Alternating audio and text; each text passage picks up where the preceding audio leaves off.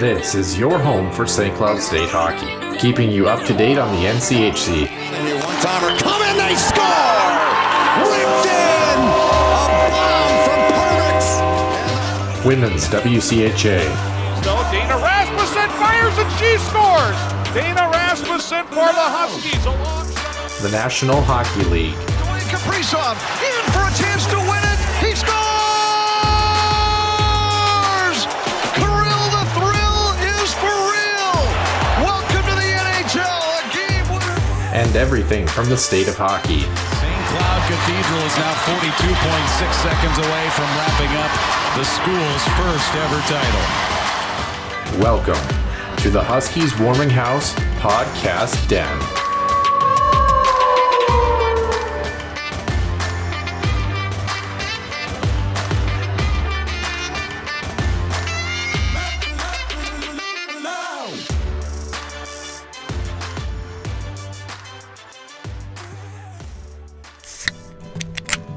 The Huskies Warming House podcast is also brought to you by the Soda Pod, home of NCAA college hockey news and more.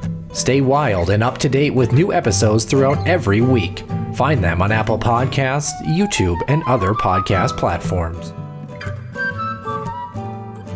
And welcome into the Huskies Warming House podcast, episode 193 here in the den. Nick Maxon alongside Noah Grant in a week where, or I guess, yeah, a week and change where the Huskies Warming House podcast guys are not having a good time.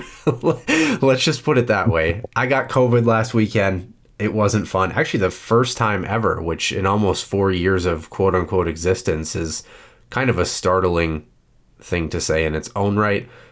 Girlfriend has a high ankle sprain, so she's on the IR for 4 to 6 at least. And speaking of muscles, Nick, some of yours aren't cooperating. No, I'm dated. I'm week to week with an upper body injury. So, oh boy, it's even us behind the mic get banged up. For a guy who's 4'6" and has about like 3 millimeters of upper body, that's an impressive feat. You're going to metric now. I see. Okay. Ladies and gentlemen, this is the gentleman who, that's his trick. Let's go from imperial to metric, and that's how we're going to do things. Wow. I mean, I know you're close to the Canadian border. You can kind of, just like Sarah Palin, you can see it out your backyard, but I mean, it doesn't mean that you have to adopt their mathematical standards, Noah. Hey, we've talked a lot on this show. I've always said I'm a math guy. I never said I was good at it. Okay. So your point. For someone whose profession is all about giving people drugs and having to do math around that, it's kind of a sobering thought. I'm just going to put that out there. But you've been on a few painkillers yourself, some muscle relaxers and such. Yeah, it's not been great. I mean, this was actually, for those who don't know, the show that we did last week, you were actually kind of feeling it last week too. And I was. Yeah. Yeah, it's and the worst part about it is there wasn't a moment, and I don't know if I even talked about it last week, but there wasn't a moment where you're in an action of doing something and then you felt something pop or something slip. It was nothing like that. Again, I guess getting old, and that's the thing, is I'm in a 35 plus contract, as I see in the NHL. And the bad news, Noah, is that we don't have a minor leagues where we can call people up and they're ready to go and eager to jump on the show. We don't have the reserve list like say the Minnesota Wild do. That's because they'd probably be better than us, so that's why. That's true. So you probably would make the Wild IR group at this point, though. You might fit right in with Minnesota right now, calling up. Problem is, I don't offer a lot of LTIR salary cap relief, so that's the only difference. Yeah, how about and them calling up Jesper Wallstedt? That'll be interesting. Speaking of IR related things, we finally get a look at the kids. So, and all things Sweden related, that'll tie back in. Of course, we're going to talk about the World Juniors a little bit later on. Congratulations to Brett Larson, David Carl, and company. Got to reach out to them after their World Junior Championship gold the other day. So we'll talk a little bit about that. Of course, we'll talk about the NCHC playoff format coming up. That will be the starter to our show. And then we'll transition a little bit to women's hockey. Of course, St. Cloud had a scrimmage last week, but in bigger news, speaking of transitioning now back to the Wild in the Xcel Energy Center, the biggest crowd in PWHL, women's hockey grouping in quite some time. So they got to play at the Xcel Energy Center and put on quite a show with some former WCHA names making big headlines. So a lot to talk about here in episode 193. And we'll get started with Center Ice View News and Notes presented by HuskiesIllustrated.com and the Soda Pod. Center Ice View News and Notes. Center Ice View provides you with the best coverage of St. Cloud State Huskies hockey, from game notes, recaps, photos, and more. Go to centericeview.com.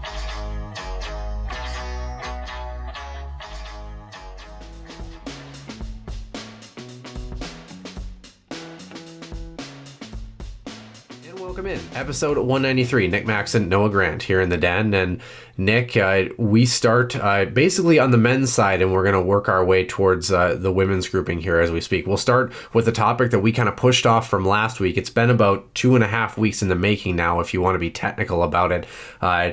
Men's hockey, specifically for St. Cloud State, the NCHC, they've got a new playoff format coming up in 2026. Is it better? Is it worse? I don't know. It's kind of one of those where it's a bittersweet decision, I think would be the best way to qualify it. A lot of things that, are exciting about it, but a lot of things that also, are kind of missed from a fan traversing central spectacle location kind of standpoint in that regard for the NCHC. So we're going to kind of jump into it here with some graphics. First of all, for those who don't remember, of course, Arizona State, by the way, is joining the NCHC next year in 2025. So that's going to shake up the already existing playoff bracket that we have. And then this is going to be further modified in 2026. So the NCHC actually making quite a bit of moves that have kind of been staggered out over since really the start of the season. So to kind of throw that up, first of all, this is going to be the tournament from next year. Of course, now 9 teams. So the number 1 seed essentially for 2025, they're going to play essentially where the number 1 seed their quarterfinal games are going to be. So let's say St. Cloud wins the NCHC this year. And Miami is the number 8 team. Next year, Arizona State's the number 9 team, for example.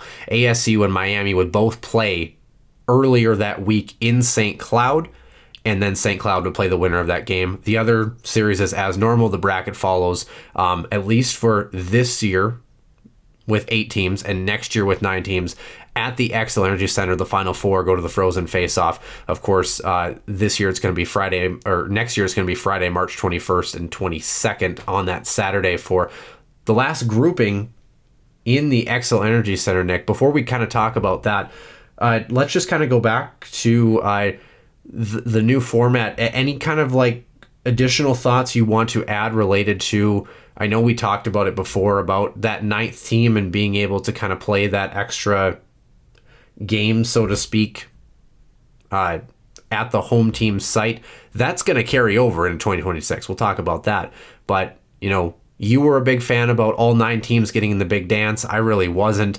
I don't know if I've sobered up on that thought a little bit or that sort of thing, but you kind of feel like the NCHC maybe in general is in this period where we're going to start to maybe see some really big changes at the conference level, and maybe even like at the NCAA level, where things are starting with the new ESPN deal, TV stuff going on. Does this kind of feel like we're starting to get some big decisions post-COVID, ironically enough, where we're starting to see some of these conferences, including the NCHC, start to make some moves here? It certainly seems that way. However, Noah, let's not forget that the NCHC has a broadcast partnership with CBS Sports at the moment, right? So it's, you do wonder what the NCHC is looking forward to. A couple questions that I have. Now, I guess we'll say that because that's more of a 2026 topic. But for 2025, right, when Arizona State joins, it really does avoid a couple of things, right? I think if you're the 8th or 9th seed, it puts another precedent that you don't want to be in that final grouping, right? If you're 7 and above, you're guaranteed at least a quarterfinal matchup, a best of 3. I still believe it's still a best of 3.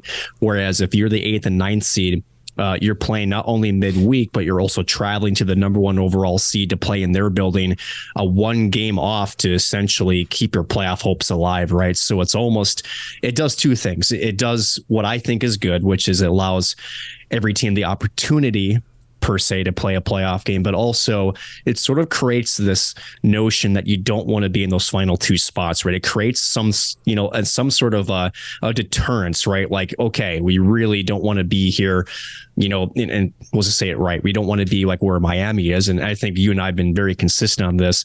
It's tough to see a team in that same spot year after year, right? Despite the history, despite, what the game is on paper, what we see in the eye test. You do hope, even if it means maybe a team that we more support, the ups and downs, I think we'd rather see there would be a fluctuation than the same teams at the bottom year after year. So I do think that's going to be a dynamic that's going to change some things at the bottom. But at the end of the day, going with that format, there's really not a great alternative to it when you have an odd number of teams, which I know some folks have suggested that would indicate maybe more changes are on the way in terms of the number of teams in the conference, although I don't get the, shall I say, initial sense that they're looking to expand right away. Not a lot of schools with deep enough pockets too, to be fair. That's the other thing too. Yeah. And I know there's talk about Miami. I know the other side of that coin is some folks that have speculated that with Arizona State joining, Miami was vocal about, at least initially, against them, the addition of the Forks, but also then voted for their addition to the conference. So when a push came to shove, their actions certainly speaking that they welcomed their addition. So I don't see any subtractions either. So this is interesting, at least for this first half, but I think the format works. Yeah, well, talking about format, you alluded to it. 2026, bit of a tweak to that already not yet existing format, if you want to be technical about it. Right. Essentially, this is kind of coming from, and we can dive deeper into the statement, but the general gist here, the NCHC states, beginning with the 2026 conference tournament, the NCHC will be moving its playoffs entirely to campus sites. The decision was approved unanimously by the board of directors on December 18th. The 2026 NCHC tournament and beyond will be played now over 3 weeks. So don't forget, currently it's played over 2 weeks. You have the quarterfinal weekend and then the final 4 the following weekend. The biggest change sees the semifinals move to single elimination at the 2 campus sites on the Saturday after the quarterfinals. So that would be essentially in a regular year, if you're following for this year, quarterfinals as normal, then where you would see the championship game this year and next year, that's where you would see the second grouping of semifinal games. Basically, your Friday night games at the Frozen Face-Off are now Saturday of that weekend, and then the championship game is a week later. This is really akin essentially to how a lot of other, like I think the Big Ten is a great example of how that conference tournament works. Starting in 2026, all tournament games will be held at the higher seed. The number 8 and number 9 play-in game will still be hosted by the number 1 seed.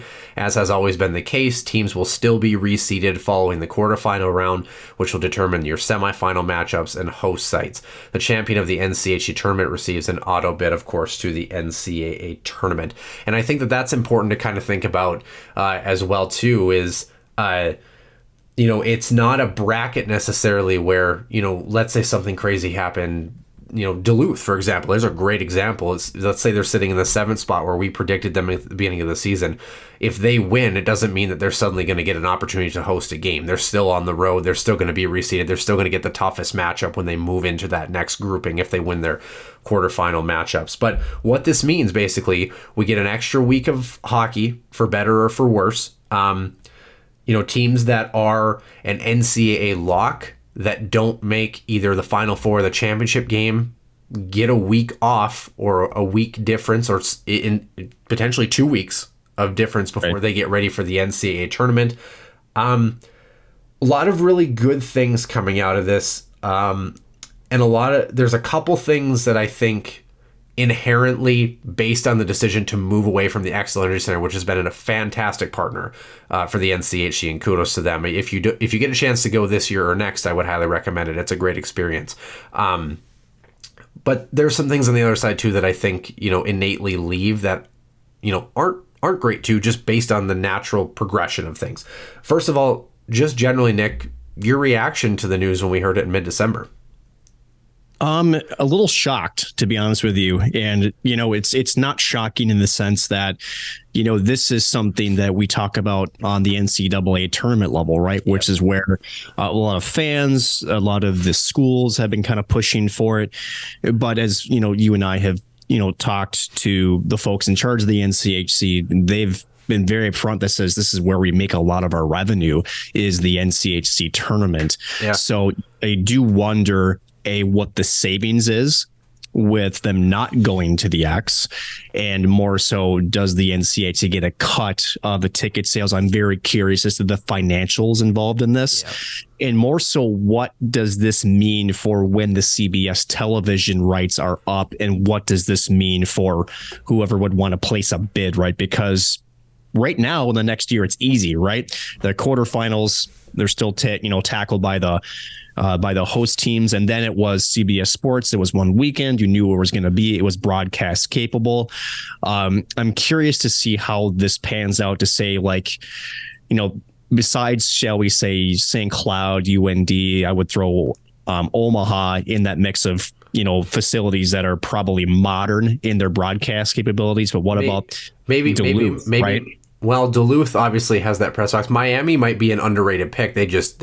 They struggle getting to a home spot, of course. Right. So I am curious to the logistics of the move. I mean, obviously it had to have been something that they figured out or had, opportunity costs here and there. Obviously they know the numbers better than we do. But I do wonder, Noah, going back to your original question when we opened the segment, is this part of a multi-layered facet to try to get the NCHC into a different limelight? Is this to attract different sponsors? Is it to attract a different broadcast carrier? All very plausible. Again, we don't know, but it does feel like the NCHC is prepping itself to potentially further expand. Because I mean, at the end of the day, what's to say that Arizona State, right? Would you really want them to come up to St. Paul every single year? I bet that was a concern for them. That's a big trip. Whereas now, in a couple of years, they could have people coming to them, right, as far as a higher seed. So you do wonder if that attracts other schools in the future. I bet that's part of the move, but again, yet to be seen. But I do feel like these are setting the table type moves for the further changes to the NCHC in years' time. It's curious in the sense, there's no doubt the groups that benefit the most from this are the teams, because if you're the number one seed in the NCHC, like let's say St. Cloud wins the NCHC, as long as they keep winning in the tournament, they're at home. They don't get to go anywhere. They don't leave the Granite City, versus you're making, teams travel that are struggling, obviously, versus the aggregate travel of the four teams that make the Frozen Face-Off. Now, on the other side of in addition to that, playing in a place like St. Cloud in a playoff game, Duluth, obviously, don't even get me started with North Dakota. That's a dangerous building. You don't want to go there on the road, obviously. Kalamazoo would be tough. I mean, any building really, in playoff time, I would hope, but that adds an element of the advantage that, we kind of see, that I really like that side of things. The flip side of this is I also really like the idea that if you're taking in the NCHC, you maybe get to travel to a game or two a year. The Frozen Face-Off is your opportunity to see either the four best teams or the four best teams at that time in the NCHC battle it out over the course of the weekend. You get to see three really good hockey games. That's kind of the other side of it.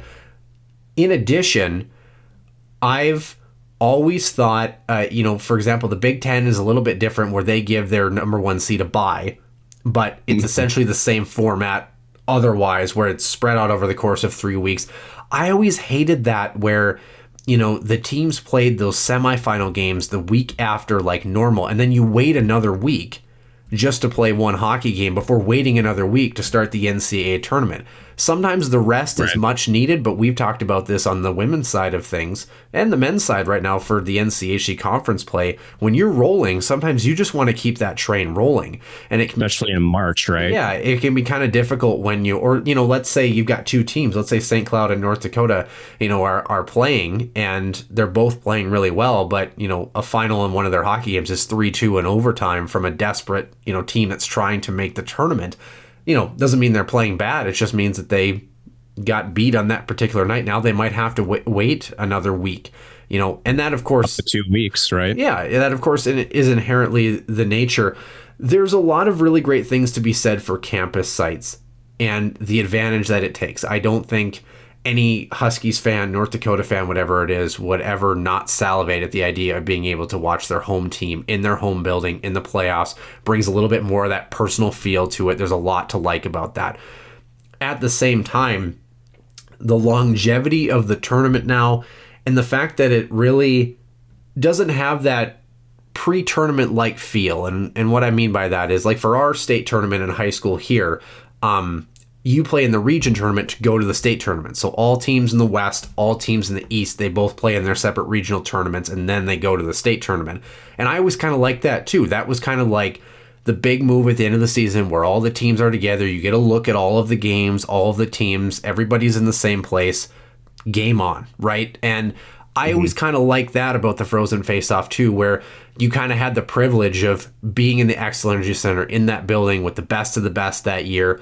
Think about Colorado College last year, getting that opportunity. They probably were more than stoked to be able to travel to the Xcel and participate and win those games and get close to pushing their NCAA tournament bid.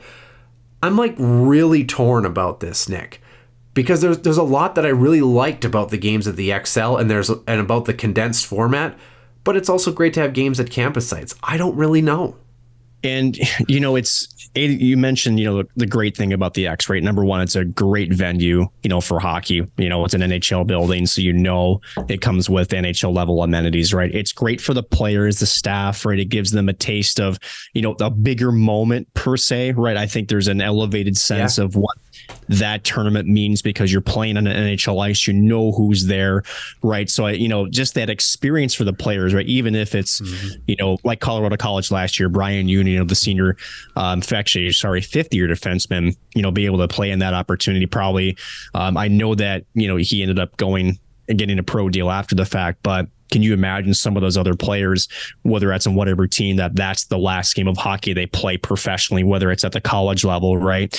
That's a great way to go out. That's just that experience. Yeah. But let's go back to Colorado College. How many CC fans were in attendance in St. Paul for that, right? Two, for athletics and more so the opportunity for revenue. You do wonder. Again, I wonder what that financial split looks like for both the conference and the host team, right? I bet selling more tickets helps not only the NCHC, if there is sort of an agreement on percentage wise, but also for the school, right?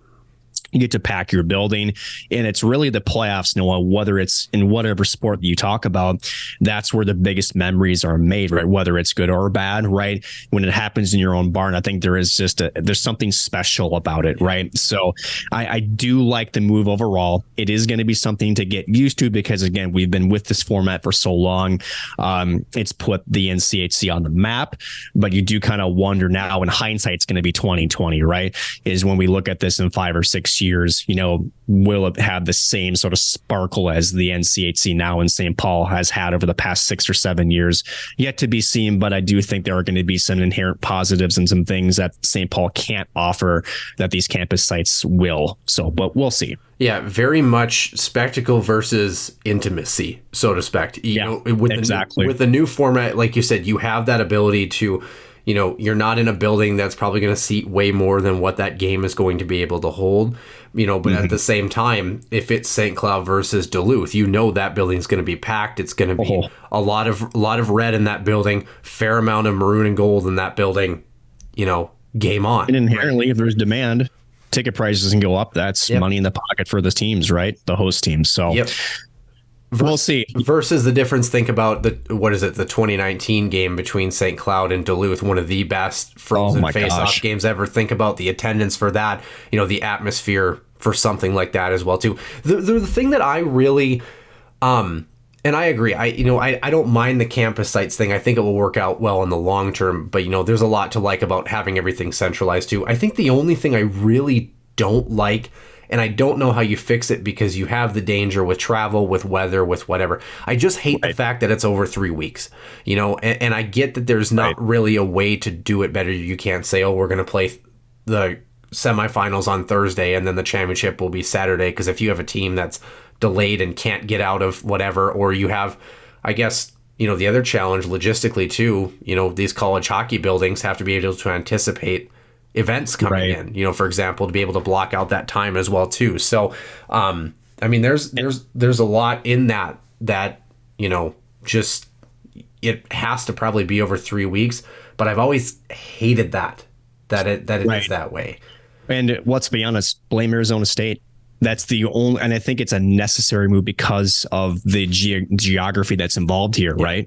Because like you said, right, if you tried, unless you're centralized. Well, even Miami to CC or Denver, that's a big haul. Yeah. Right. So, but I do think Arizona State coming in probably on a similar voice. I would imagine Miami, even Western Michigan, maybe to a point, right, has probably voiced some, opinions on the travel that would take place. But, and that would be something interesting to see, right? Let's say Arizona is the proverbial 8th seed, right? And they're hosting, and then they have to go to Grand Forks, and then they have to go to Kalamazoo or St. Cloud or UMD, right? That's a hell of a travel schedule. Flip that around too. That gets a little bit. So I do wonder, and I think we'll know within probably 3 years of that format, Noah, with campus sites, especially depending on, who's involved and what places they're at, you're going to get some feedback from it.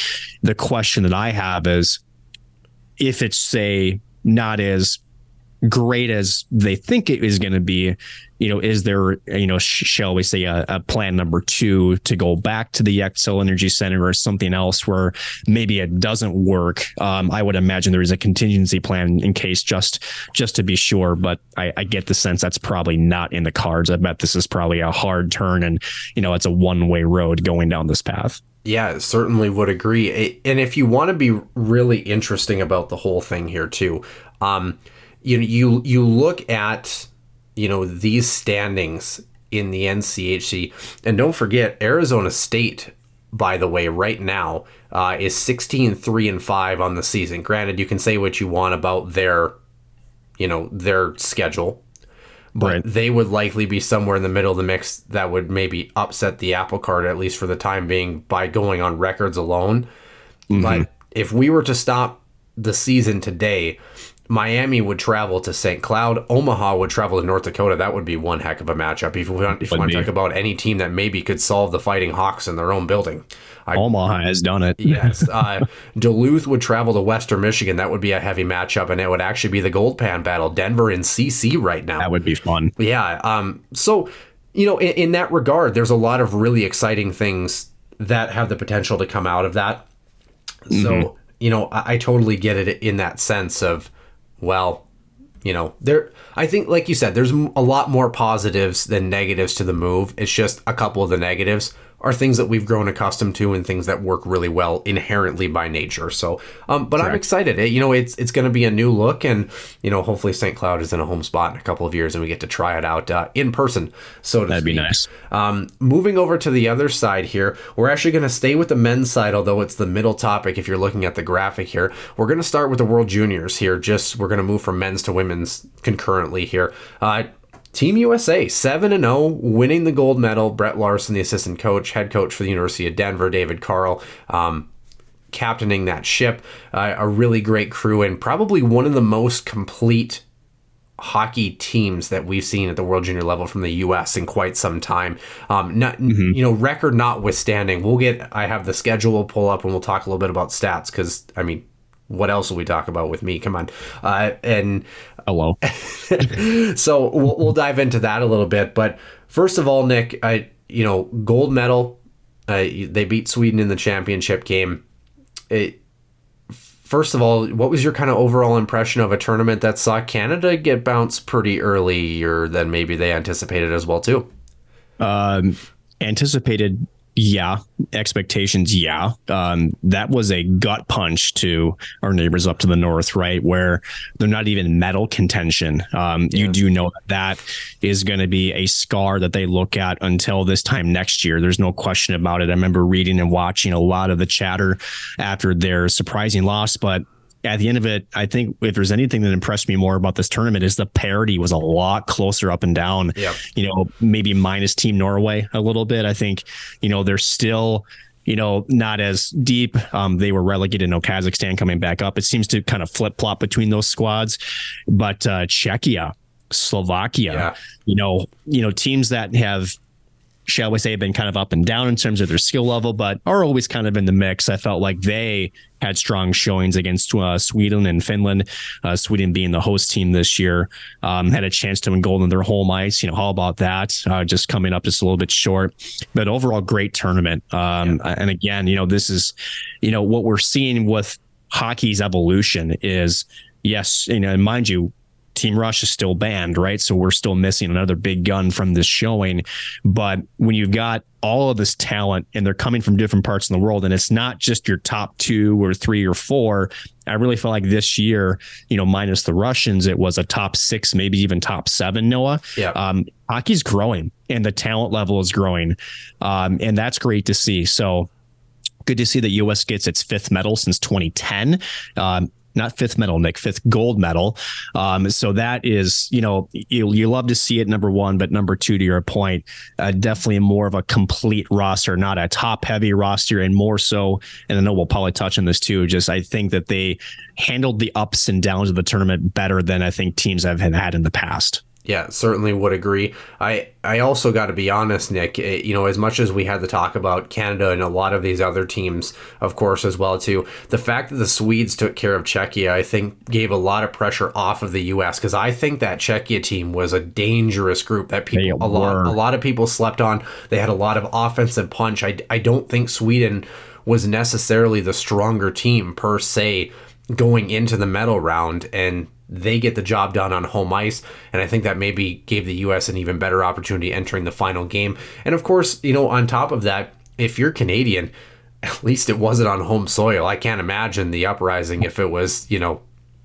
where hockey is apparently bread and butter, so to speak, or poutine and other things. But nonetheless, yeah. But I mean, here's the thing.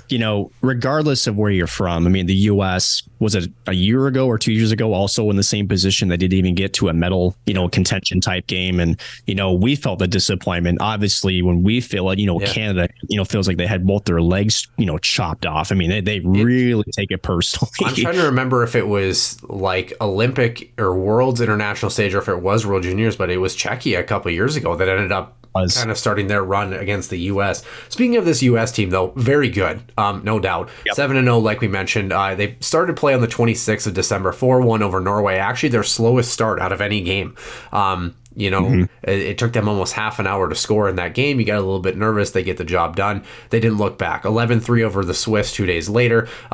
Really close game. Speaking of that Czechia team, that shootout victory, 4-3 on the 29th of December. That was a great hockey game. There was no doubt about that. Slovakia 2 days later, 10-2, finished out the preliminary round for the U.S.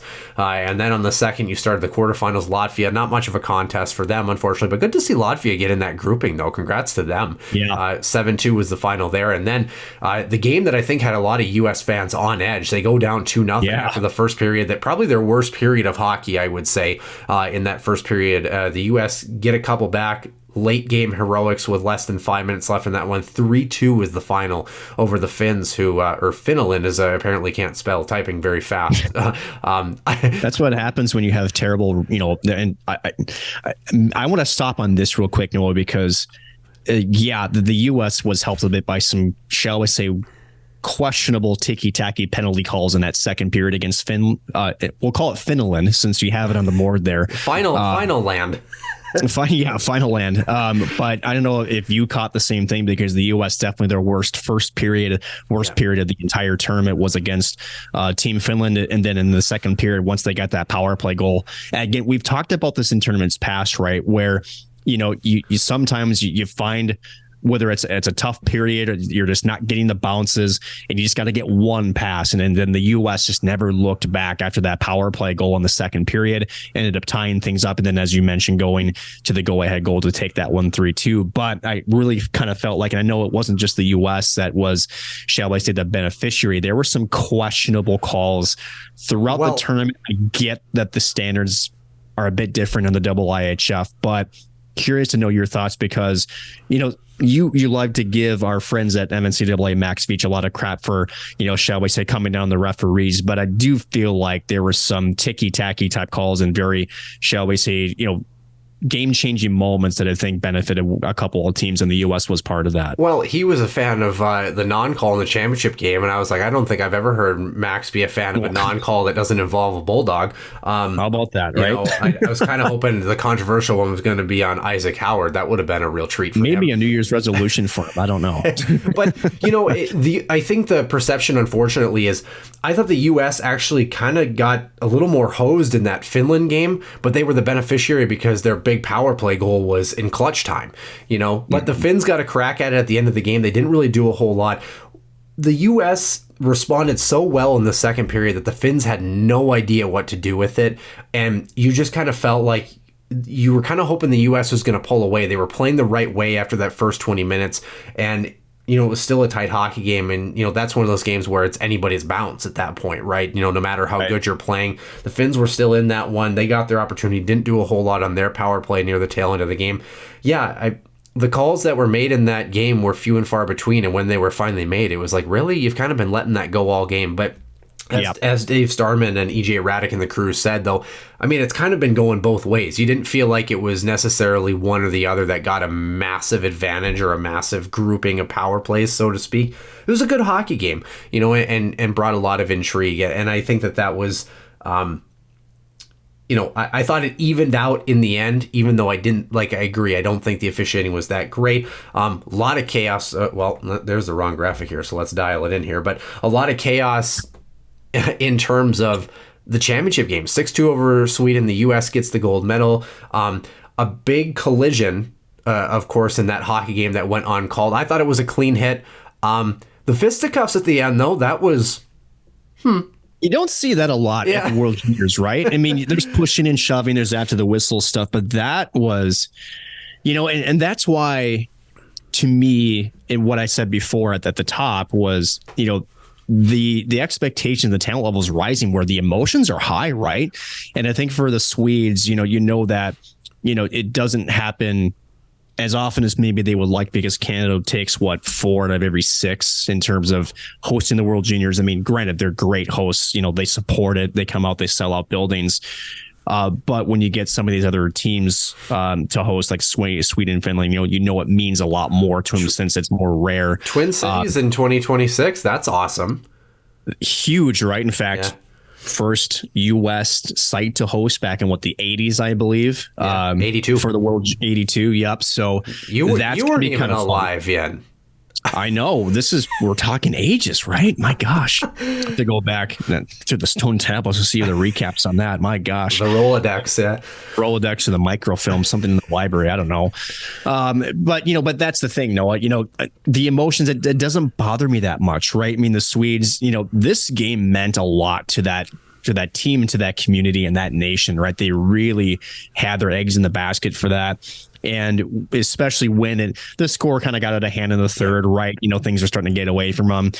It's not that I love the frustration, but I understand it, right? That was a marquee game to them. That to the Swedes is probably like their version of a Stanley Cup that only happens once, maybe every 10 years, right? Hey, at least on the bright side, we didn't have a Swede throw a silver medal into the crowd this time, though. That's true. Yeah. I'm just saying, actually the worst call of the tournament in any of the U.S. games. And I know it was the worst call tournament. You know why? Because there's a guy we know by the name of Brett Larson. I would love to pick his brain on the entire tournament at some point, but he doesn't get animated very much. I always think it's interesting when you watch Brett. He's got the little earpiece in. He almost he reminds me of a millennial that's just does not give a shit about what's going on around him. The way that he looks sometimes on the bench, he's very focused on different things to what everybody else is paying attention to. And obviously that's his job, but it's just interesting sometimes to watch his mannerisms on the bench. And I don't know if you remember at the end of that Finland game, it was 6 seconds left or something like that. And the puck got dumped down the ice by the US and it didn't even make it to the goal line. And they called the icing before it even got there. And they showed the replay at the bench and Brett Larson jumped 2.5 feet in the air. And I was kind of boy, it kind of takes a lot for Brett to kind of have that reaction because, face-off came back to center ice and this and that. But it's like you kind of understood at that point the intensity and like what a ridiculous call on top of that.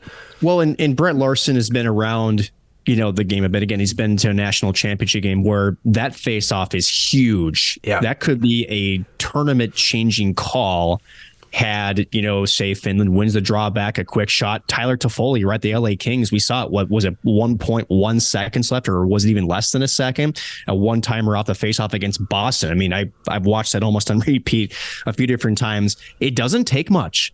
It doesn't. And, it's not really and for the fans who are like, well, that's for him. No, he's more invested in the kids' experience, right? It's not about him, but you do wonder, for the kids that are on the ice that are out there battling and trying to win a hockey game and try to go on to the next, adventure for a gold medal match. That's a huge, potentially turning type, event. So I get it, right? And it's because it's not just the icing call, it's what's the ripple effect from that call. Yep. And you just never know, right? In hindsight. Could you imagine? That's the thing, right? That's the thing is, we have seen it actually happen. It's not often, but it does feel like when it does, it's in marquee moments. It's not like a regular season playoff game. That doesn't make sense. Regular season playoff game. That doesn't make sense, Nick. It's a Tuesday. It's not a regular season game where, the teams, there's nothing that's going to shake the tree very much. They happen in very important type games. And this was a very important moment of that hockey game. So I get it. And I would be, if I'm in his shoes, I can't jump 2.5 feet because I'm only, like you said, 4'9" to begin. I was impressed. I know, but I would have jumped as 6-7 inches that I can jump. And, I would have had the same reaction, honestly, because again, we have seen, if there's anything in hockey that we've seen or a tournament that says that can happen, it's at the World Junior Championship. There's a lot of things that happen, big comebacks, big meltdowns. These are the bounces that you go, how the heck did that happen? Right. It's like playing. It's like playing shell, right? It's like you do a tic-tac-toe pass. The goalie somehow just zips on over and makes a miraculous save, yet you have this really terrible wrist shot from the blue line, no screen, and somehow the goalie misses it. That's the World Junior Championship, right? So that play, that's what he's playing through his head. I get it. And I love the intensity. I love the understanding of how important of a change of the game that could impact. Yeah, and maybe a little bit easier as an assistant coach, a bit of a different role for him to kind of be in that moment a little bit more too. So, Speaking of statistics for the U.S. real quickly here, like we said, 7-0, 45 goals for, that led the tournament, 15 more than the next team, which was Czechia, who had 30, 15 goals against. They were second only to the Canadians, who played 2 fewer games, of course. Technically third by proxy. The Swedes are the others that also allowed 15 over the course, plus 30 goal differential if you're doing math somewhat appropriately, which with me, hit or miss. First in the tournament for the U.S. in terms of that diff. 8 for 22 on the man advantage, 36.4%. That ranked 5th in the World Junior Championship. But Czechia, I believe, was 50%. By the way, so that's kind of wild. 13 for 16 on the kill for the U.S., 81.3%. That was 3rd in the tournament. So kind of tells you a little bit about this U.S. team, special teams wise, fairly advantageous on the power play, but didn't need it a ton in order to get the job done necessarily. So you like that. Thought it was interesting. The U.S., they did attendance per games that teams were in. The U.S. games, 7th out of 10th in terms of aggregate attendance for the U.S. games, which I thought was intriguing. You looked at, I know obviously we were over in Europe, but you look at the Canadians, I think, I'm trying to remember, we're like 2nd, right, only behind Sweden, and just interesting. They have the North Dakota effect when they travel. they take over the building. Yeah, they certainly do. Oh, I was going to say, I thought you meant because they were, hockey illiterate, which that can't be possible. But no. Speaking of a big name in the news recently, if you're following here on this Tuesday, January 9th, Cutter Gauthier, tied for the tournament lead with 12 points, assists with 10. He's no longer a Philadelphia Flyer. He's headed to the West Coast. Technically wasn't. He was just a draft prospect. He never signed, right? So it's weird. It's so weird. And the comments by Keith Jones, too, a guy who was, on the media side, he's been on the player side. So he's got a very interesting perspective on it. But to hear him be so direct to say he didn't want to be a Flyer, you're not going to be a Flyer. And then to go on and talk about how he really complimented the other teams that they were in negotiations with to keep it quiet, because at the end of the day, the only team that benefited from that was Philadelphia, right? To keep it quiet. Yeah. I mean, because otherwise, if it gets out, as he talked about, they would have lost leverage. And so I think he was happy for the fact that not only did they get essentially a first round pick in return in Jamie Drysdale, who was already playing, they also get a second round pick out of that too. So kind of weird, just only because Anaheim, they've got a pretty nice looking forward group. But if you look on their goaltending and their back end, I'm not sure what you find, honestly. So they're building their forward group right now. There's a lot of holes in terms of, behind the forward group, but Anaheim looking at an opportunity there to grab a different look on, because Gauthier, I mean, yeah, he's a good forward, but I think what they like about him, and Noah, I want your opinion on this, he's almost like the next generation of power forward. He's a big dude,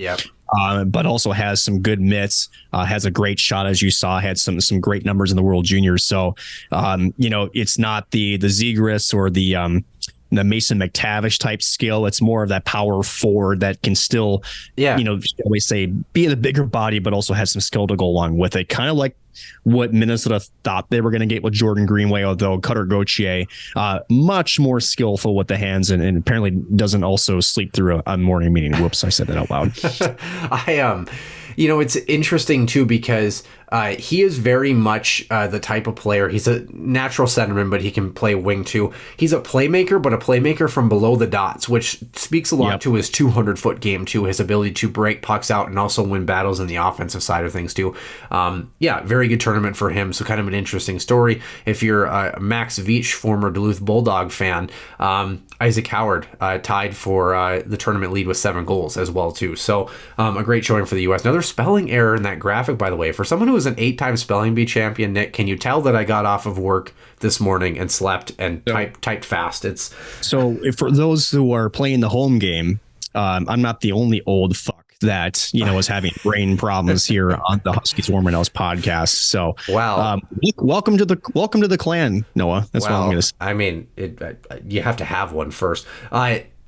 With that being said, using big brain power here, upcoming international events, the U18s on the women's side going on in Switzerland right now, the 6th through the 14th. That's currently working its way through for the U18 Worlds. Women's regular Worlds in Utica, New York, by the way, in early April. That'll be fun. Men's U18s are going to be in Finland, late April, early May, and then the men's Worlds in Prague, in Czechia, at the middle to tail end of May, the 10th through the 26th. So keep an eye on those, obviously, if you're paying attention to anything related. Last topic of the day here, Nick. Women's hockey, like we said, more of a scrimmage for them, actually, not even considered an exhibition when they played St. Thomas this past week.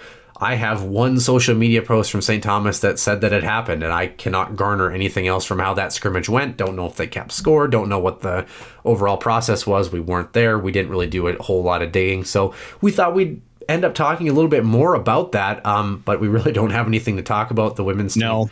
Women's other team. than the fact that it's, if anything, Noah, it's good to have them get the ice. Yep. It's good to, play, whether it's a scrimmage or exhibition. I mean, honestly, that's one and the same, honestly, just the wording's different.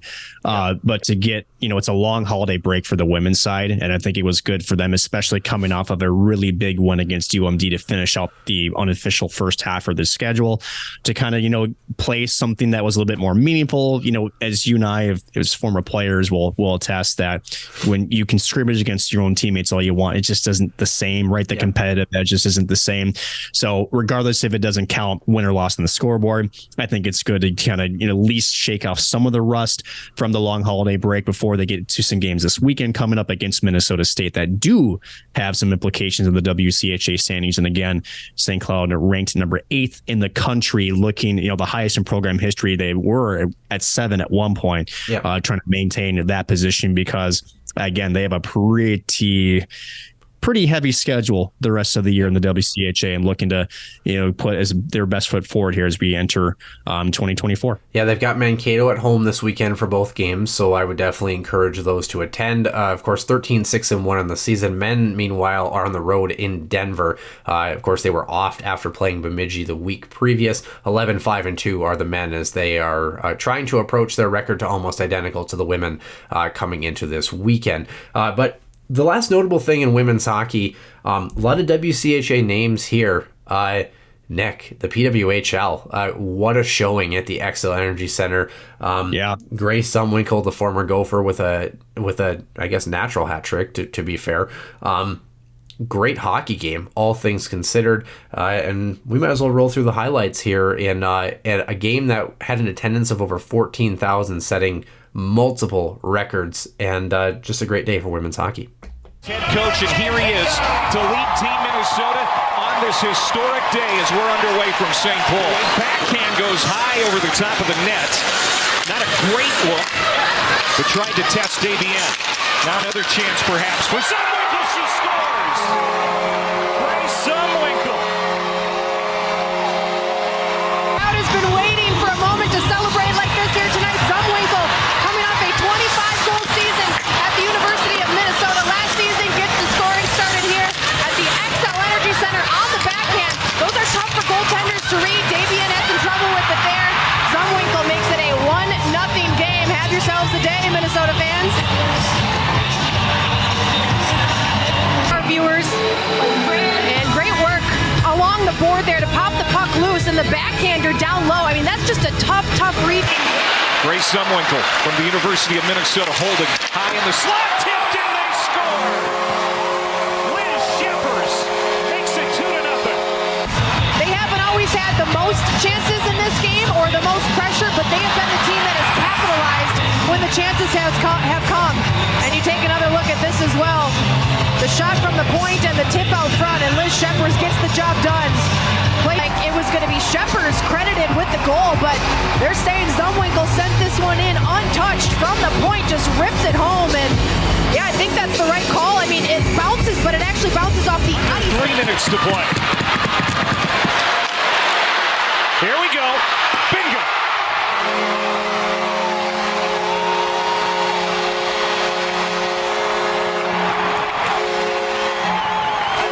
Guess who? Hat trick. Grace Zumwinkle. And the good times keep rolling here for the home crowd at the Xcel Energy Center. The Hats are on the ice. Zumwinkle now, 4 goals, 2 games. Unbelievable what she's been able to do here. Minnesota out to a 2-0 start.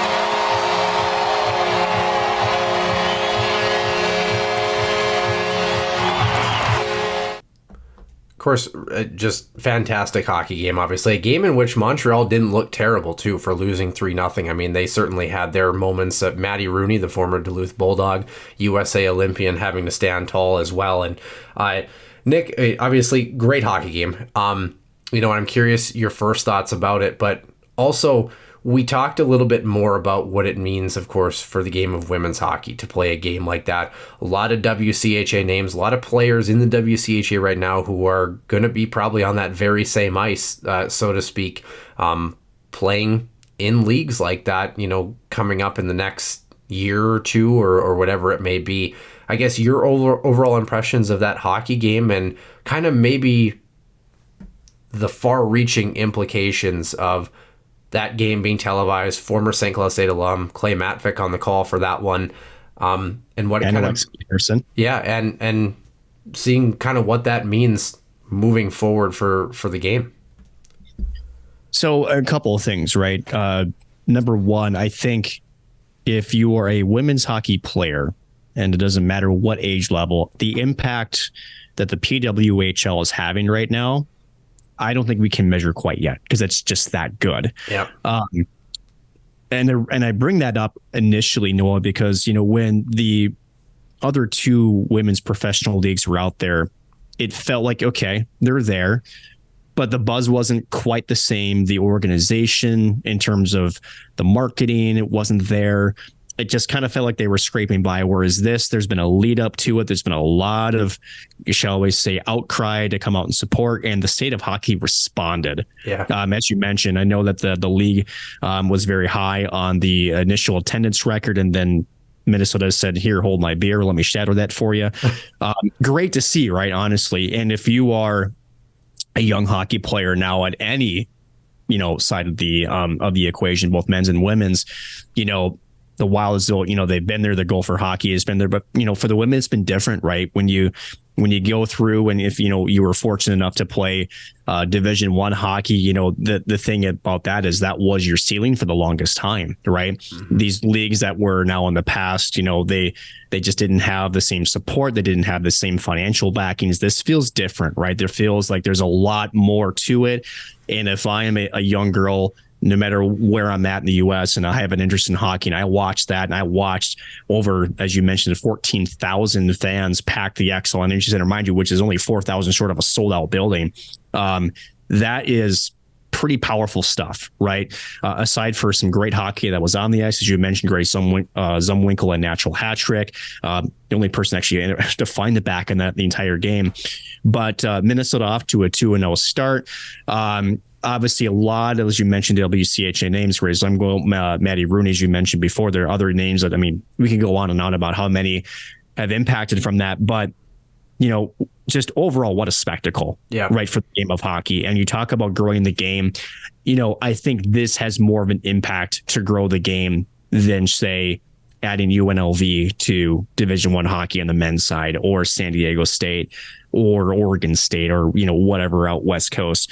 This is going to draw more fans to the game because of it's essentially, I don't want to say breaking the barrier, but it's starting to bridge a gap that I think has been in hockey for a while. I myself, I'm not sure about you, Noah, but I played with a couple girls when I was growing up on my boys teams, right? And it was always fun. They were the same. I didn't look at them as any different, right? Yeah. They were still good. They still contributed. So this is huge. And kudos to the league, kudos to the state of hockey, the fans that showed up and got a treat of a game. As you mentioned, Montreal had their chances. This wasn't, the score wouldn't fully tell you the whole story. Just Minnesota capitalized in some of their better chances. And again, Maddie Rooney again is who almost single-handedly backstopped U.S. to a gold medal, in the Olympics, showing why, she is also the volunteer goaltending coach at UMD. She knows what she does in between the pipes, and had a pretty good showing against Montreal in that game. Yeah, absolutely. And seeing Marcus Foligno kind of do the starting lineup with his daughters as well too. It's just awesome. And I think about it in terms of the idea, there's a lot of people who, of course, they poo-poo women's hockey for, whatever reason. And I don't think get that, honestly. Well, I think about this, Nick, I've never played in front of 14,000 people. You think about the Huskies last year when they played at the Kohl Center against Wisconsin, they get a 1-0 victory. The Huskies kind of steal one there. Their attendance was almost similar for that hockey game, almost right on the money. You think about the opportunity that there are people that want to watch women's hockey. Like this whole idea that it's this unwatchable, you think about the comparison like, oh, the WNBA is never going to be good as the NBA kind of thing. There are people that want to watch. And I think actually hockey is in some senses more of a niche market where you're going to get a big, passionate fan base. Yes, I think the WNBA, for example, struggles a little bit with the far-reaching grasp that the NBA just has in general, just as a sport, in the sport of basketball. Hockey is much more focused where the group and people that follow it, they just love hockey. They're hardcore about the sport in general. Right. This, the PWHL, it's good hockey. It's not... It is good hockey. It's not like it's, not to be brash or anything, it's not like ACHA Division III or something like that. No. These are the best players in the world. It was a very enjoyable hockey game. We know this. We've been covering the WCHA on the college side. We've seen games like this where it's like, oh my gosh. And I think the thing that has stood out to a lot of people too, Nick, the physicality that we've seen in some of these games. It's and it's funny when we tie this to the WCHA. I made mention when the Gophers and the Huskies went battle and, just one goal short, right? That was a playoff game. Yeah. And as much as Idalski, wanted the win, I think he appreciated the battle intensity between both squads. It wasn't, just your, and this is probably the worst analogy I can make, but it's something when I'm trying to picture this, right? It's not like your backyard, pick up stick hockey where there's really not much in terms of physicality going on. It's, just possession game. No, there was, a lot of, pushing around and, stepping up with the blue line, and there's body contact, right? Yeah. There was battles in the hockey game. And I think if you were the objective hockey viewer, and I think you put it very well, hockey has this impact where I think the fans, and there's more to it in hockey than I think other sports, they watch it, they don't really care who's playing it, they just enjoy the game, they enjoy it being played at a high level, right? There are some differences, sure, right? But I think for the casual viewer, and I want to point this out very carefully, I think even the casual viewer was impressed more by, I think there was a stigma, right, that the NHL and then women's hockey was much more separated than it actually is. And I think what we've seen over the first weekend with the PWHL, it's not that much different. The speed is there. The skill is on display, both on the saves department, right? We can get into the hockey nerd stuff about the systems they're running. They're not much different, if not at all. Well, right. And we've talked about, so even sports, like I think, for example, when I was in college, I thought about like the men's basketball games, for example, kind of like high flying, lots of dunks, a lot of, plays like that, a lot of plays, I would say, like down in the paint, down near the bucket, that sort of thing. Then you watch a women's basketball game, they were as high scoring as the men's games, but it was a lot more finesse, a lot of shots from beyond the arc, a lot of like great passing plays, and even though you might have the same sport and a different group of people that bring a different dynamic to the way it's played, you sometimes appreciate that because it gives a refreshing look. We've talked about it, the World Juniors that's played on an international sheet, say what you want, for better or for worse. It gives a different look to the game that we know. And I think that it was just a really refreshing way to take in a hockey game. The crowd was electric. As you mentioned, the backyard hockey, it wasn't, as someone would say in a movie, it wasn't some throwaway game up in Rochester. It was a real big one down in St. Paul, right? I mean, it was so good. And I'm really excited to continue to see the growth. It kind of feels like, as you mentioned before, we've had leagues that have kind of fumbled here and there through it. This feels like probably the most concrete foothold we've seen for professional women's hockey maybe ever. And I'm really excited to kind of see where it ends up. I think the growth will be slow. And I think, again, the new original six, right? If you want to call it Toronto, Montreal, Boston, New York, Minnesota, Chicago, right? I think at the end of the day, it's not going to expand quick, but I think you're right. I think they've hit the true diehard hockey markets, and I think what we've seen here in the opening shows that I think right now that's the right decision. Because I think I don't think they want to go above 8, and I say that because think about like the NCHC, which of course they're expanding to 9 now, but think about the NCHC. People follow the NCHC diehard in our conference. That's their life when they watch hockey for an entire year. It's like there's your focus. But beyond that, no, I think what the big test now for the PWHL is going to be is sustainability, right? How is this momentum going to, be sustained over the course of, not just a couple of games, but also multiple seasons, right? I think that is another big thing we're going to have to keep our eye on. I think you and I would be in the same breath to say, our fingers are crossed. We hope that it does, right? Because at the end of the day, I look back to the missteps that other leagues have taken and sort of the opportunities that it took away from some of these young, good athletes that are now able to showcase this in a much better stage with the PWHL. Again, I think that from the bottom to the top, again, having the backing of the NHL is huge. Been able to sort of, use their resources and their muscle to really get the word out. The broadcast teams have been terrific. So overall, great start for the league, great start for Minnesota. They're 2-0. But again, this is just the start. You have to keep it consistent. I don't see the train slowing down. I really do feel like this is different. Again, just really, really good hockey to watch, and definitely going to be out there to support them at some point. Yeah, headed down the tracks. If you want to jump on the bandwagon, by the way, locally in the Granite City, St. Cloud, of course, the women's team is in action at home this upcoming weekend, the 12th and 13th. The Minnesota State Mankato comes to town. And then, of course, the men, they're headed to Magnus Arena to face World Junior, now gold medal head coach David Carl and his squad in the Denver Pioneers, who are looking to kind of right the ship after a rocky first half of their season. Men's hockey, of course, was off last week. For Nick Maxon, I'm Noah Grant, and we will see you soon in the den.